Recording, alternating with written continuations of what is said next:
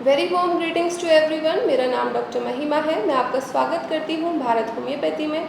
आज हम बात करेंगे किडनी पेशेंट से रिलेटेड कि किडनी पेशेंट गर्मियों में क्या गलती करते हैं कि उनकी जो किडनी है वो अच्छे से काम नहीं कर पाती या फिर उनके लेवल्स में फ्लक्चुएशन आ जाता है।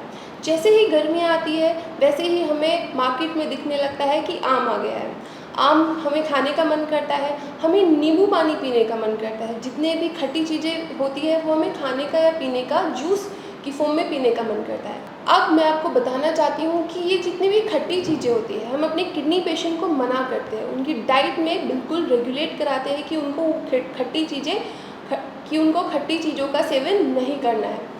अब अगर हम डायरेक्टली एक पेशेंट को मना करेंगे कि आपको खट्टी चीज़ों का सेवन नहीं करना है तो उसके दिमाग में एक क्वेश्चन आएगा कि ऐसा क्या होता है खट्टी चीज़ें खाने से कि एक डॉक्टर उनको मना करता है और किडनी के जो लेवल्स हैं वो फ्लक्चुएट करते हैं।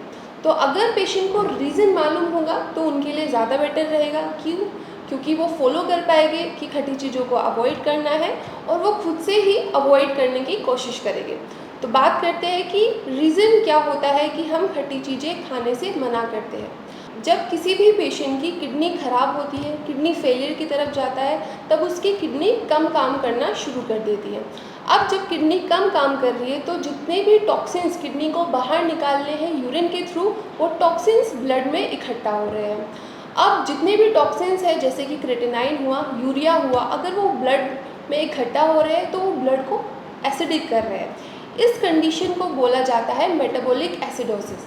ये जो मेटाबॉलिक एसिडोसिस होती है बहुत ही खतरनाक कंडीशन होती है।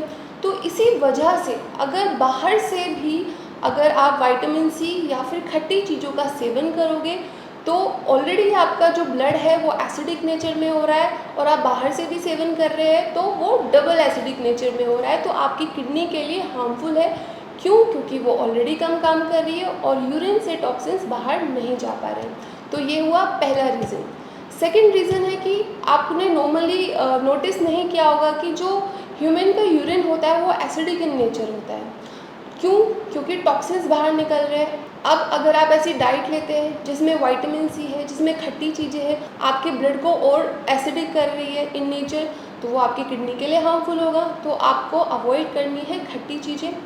खट्टी चीज़ों में आपको क्या क्या अवॉइड करना है? आपको आम अवॉइड करना है। आम के अंदर होता है एस्कॉर्बिक एसिड, टार्टरिक एसिड, उसके अंदर सिट्रस होता है, तो आम को आपको अवॉइड करना है। सेकंड चीज़, आपको नींबू को अवॉइड करना है। गर्मियों में नींबू जूस, नींबू पानी पीने का बहुत प्रचलन होता है, तो आप नींबू से बिल्कुल दूर रहिए। जिसमें भी खट्टी चीज़ें होती है, जिसमें भी विटामिन सी होता है, उन सब पदार्थों से, उन सब फूड आइटम से आपको दूर रहना है। सेकेंड थिंग है, गर्मियों में हमें क्या अट्रैक्ट करता है कि छाछ है, छाछ हम पिएंगे। डेयरी प्रोडक्ट्स हो गई कि ठंडी ठंडी छाछ पी ली, उसके अंदर पुदीना डाल के पी लिया, तो छाछ को भी आपको अवॉइड करना है। तो ये बात ध्यान रखनी है, छाछ अवॉइड करनी है आपको खट्टी चीज़ें अवॉइड करनी है। तो ये आपके लिए बहुत ही हेल्पफुल टिप रहेगी कि आप ये सब अगर फॉलो करेंगे। अब पेशेंट के मन में क्वेश्चन आ रहा होगा कि ऐसे क्या फ्रूट्स खा सकते हैं जिससे एक किडनी के पेशेंट में हार्म नहीं होगा।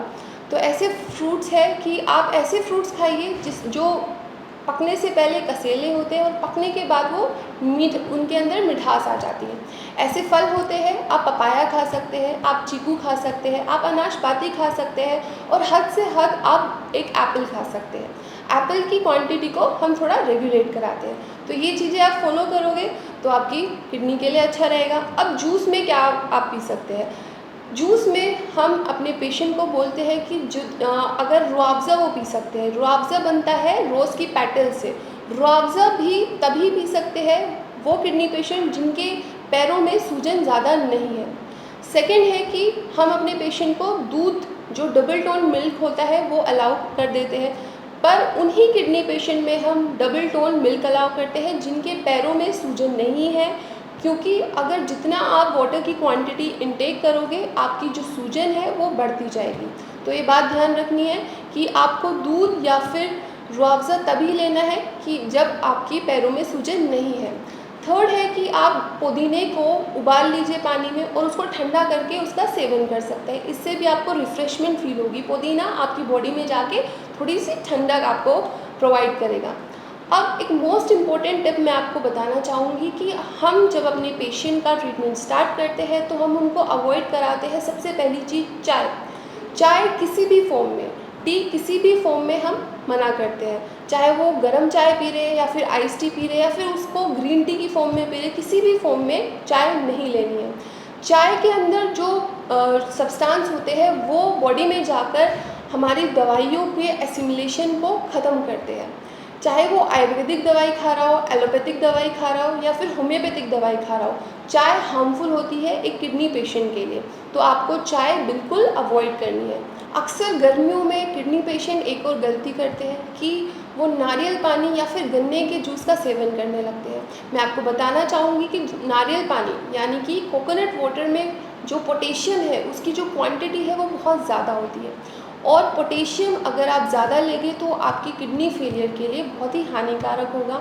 और सेम बात है शुगर केन या फिर गन्ने के जूस के लिए। तो मैं आपके लिए गन्ने का जूस और कोकोनट वाटर दोनों ही बंद कराने के लिए या अवॉइड करने के लिए एडवाइस दूँगी।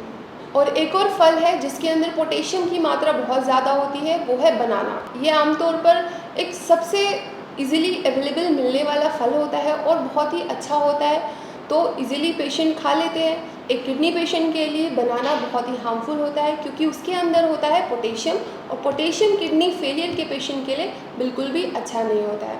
आगे हम बात करते हैं कि अगर कोई पेशेंट है जिसका किडनी फेलियर डायबिटीज़ की वजह से हुआ है तो उनको फलों से रहना है दूर। अब उनको क्या करना है, अब वो अपनी डाइट में सैलेड लेके आएंगे। सैलेड में वो गाजर खा सकते हैं। एक गाजर एक एप्पल के समान एनर्जी प्रोवाइड करती है, तो आप गाजर खाइए और बाकी सैलेड खाइए। आई होप जितनी भी चीज़ें मैंने आपको आज बताई है आपको समझ में आई हो, और अगर आपको इससे रिलेटेड या फिर इसके अलावा कोई भी क्वेश्चन आ रहा है तो आप मुझसे पूछ सकते हो। आप मुझसे डायरेक्ट आकर ओपीडी में विज़िट करके कंसल्टेशन के थ्रू आप मुझसे जुड़ सकते हैं, और या फिर आप ऑनलाइन कंसल्टेशन के थ्रू भारत होम्योपैथी की मेडिकल टीम से किडनी का ट्रीटमेंट शुरू करा सकते हो। धन्यवाद।